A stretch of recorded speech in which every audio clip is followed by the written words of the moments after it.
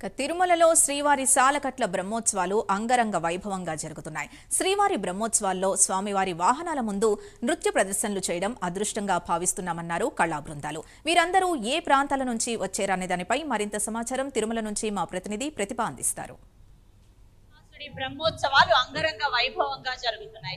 So ఇక్కడికి వచ్చినటువంటి దేశ నలుమూలల నుంచి వచ్చేసినటువంటి 29 రాష్ట్రాల నుండి 229 కళా బృందాలు అయితే ఇక్కడికి చేరుకుని భక్తులకు చాలా ఆనందాన్ని కలుగజేస్తున్నాయి వారి నృత్య కళతో.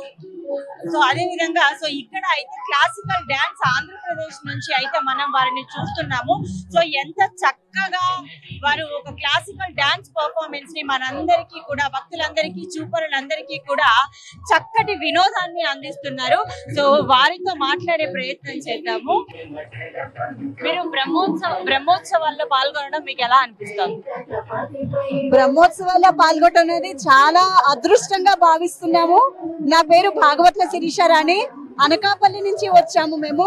తిమ్మాపాత్రుని చక్రవర్తి గారి టీము అన్నమయ్య వాగ్గయ్య వరదాయిని నుంచి వచ్చామండి. 31 మంది వచ్చాము మేము.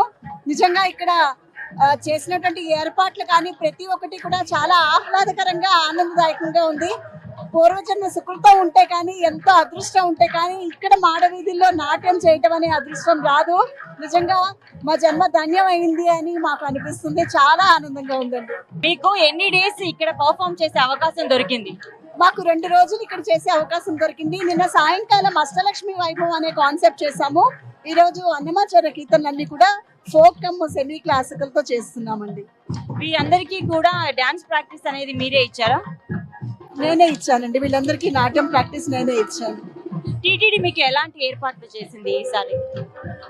చక్కని భోజనం, ఆరోగ్యకరమైన భోజనం, అలాగే వసతి అందరికీ కూడా ఉండటానికి అన్ని ఏర్పాట్లు, ఎక్కడికక్కడ మంచినీళ్ళు అడుగడుగునా కూడా దేనికి ఇబ్బంది లేకుండా చాలా చక్కని ఏర్పాట్లన్నీ చేయడం జరిగిందండి. మీకు స్పెషల్ దర్శనం ఏర్పాట్లు ఏమైనా చేశారా? దర్శనం తీసుకొని వెళ్తారు. దర్శనం ఉంటుందండి, తీసుకెళ్తారు దర్శనం.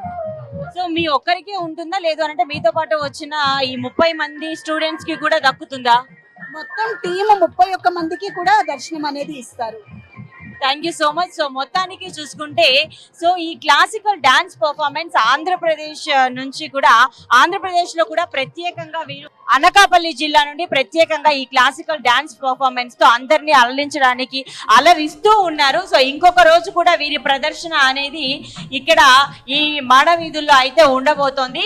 సో ఇలాంటి పర్ఫార్మెన్స్ ఇవే కాకుండా ఇంకా చాలా నృత్య కళా బృందాలు అయితే ఇక్కడ అందరూ భక్తులని అలరించే క్రమంలో అయితే మాడవీధుల్లో ఆ నృత్య బృందాలు అయితే కదులుతూ ఉన్న దృశ్యాలు అయితే మనం చూస్తూ ఉన్నాము. కెమెరామెన్ రామకృష్ణతో ప్రతిభ.